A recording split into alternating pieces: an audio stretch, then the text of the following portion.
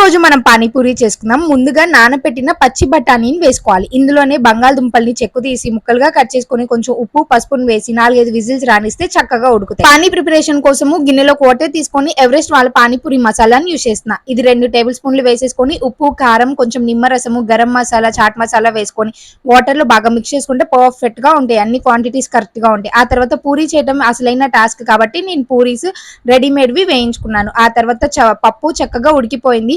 ఇప్పుడు దీన్ని పప్పు గుత్త పెట్టేసి మెత్తగా స్మాష్ చేసుకోండి. స్టవ్ మీద పాన్ పెట్టుకొని ఆయిల్ వేసి ఇందులోకి చెక్క అలాగే ఒక చిన్న బిర్యానీ ఆకును వేసుకొని ఉల్లిపాయ టమాటా పచ్చిమిర్చి వేగిన తర్వాత అల్లం వెల్లి పేస్ట్ సాల్ట్ కారము గరం మసాలా చాట్ మసాలా వేసుకొని బాగా వేయించుకోండి. ఇవన్నీ ఫ్రై అయిన తర్వాత మనం ముందుగా ప్రిపేర్ చేసుకున్న దాల్ మొత్తం వేసేసుకొని బాగా మిక్స్ చేసుకోండి. ఇట్లా మిక్స్ చేసుకొని మూతను పెట్టుకొని ఒక 10 నిమిషాల పాటు లో ఫ్లేమ్ లో కుక్ చేసుకున్నారు అంటే చక్కగా దాల్ కూడా ప్రిపేర్ అయిపోతుంది. నేను చెప్పినట్లుగా ఒకసారి మీరు ఇంట్లో ట్రై చేశారు అంటే ఇంకెప్పుడు పానీపూరి బండి దగ్గరికి వెళ్ళరు. అంత బాగుంటుంది.